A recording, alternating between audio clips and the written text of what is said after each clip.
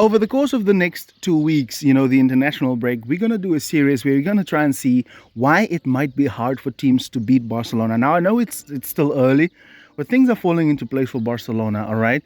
And we're going to start off today with counterattacks. It's been a big part of Barcelona over the years, and a lot of Barcelona fans are very anxious with the amount of players that we're committing up top. But as always, guys, please do subscribe to the channel. It's going to help us a lot to get this family to grow. This, of course, will be shorter videos that we're going to look at over the course of this international break. Let's start.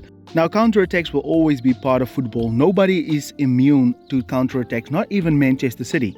But what are teams doing to prevent teams from counterattacking against them?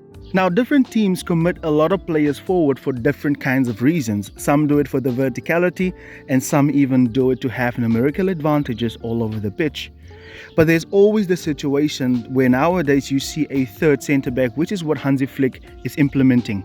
Jules Koundé has become very, very conservative for Barca, but that's the wrong end to focus on. Because when teams do counterattack against Barcelona, you see that Flick is keeping Rafinha and Lamine Yamal a little bit higher.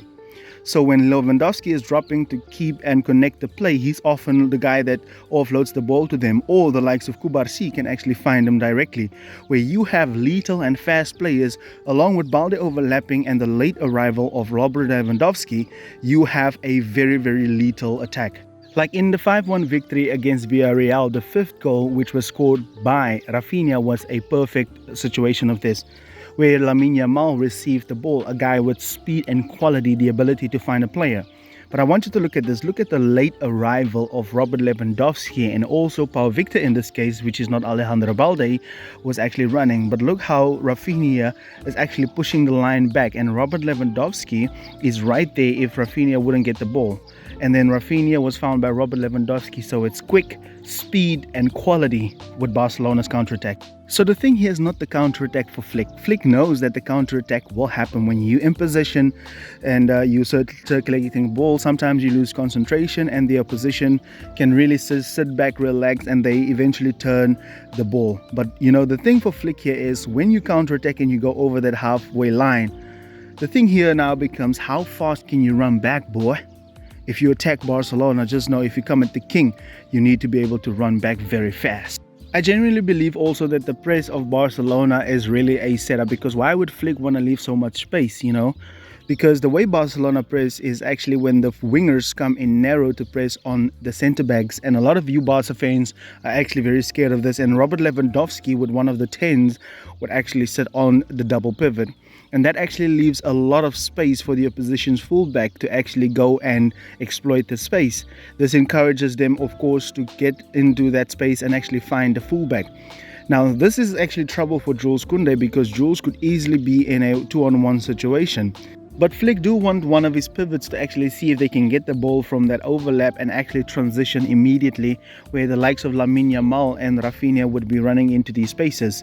But in the situation where Barcelona cannot stop that, that is also not a problem, because that means that the opposition now has to be accurate, and they don't have the quality often to finish Barcelona off. But here's the deal now, all of them have to transition forward. Now, if the attack breaks down, Barcelona now also have a situation where they can counterattack. Getafe was actually a victim of this, where they played successfully through Barcelona and they ended up not scoring the goal. But Barcelona then released a quick counter, and look how they run with their back towards their own goal, and to their credit, they were very compact. But look who received the ball in these situations, the likes of Lamine Yamal, Rafinha, Robert Lewandowski, and with Koundé overlapping.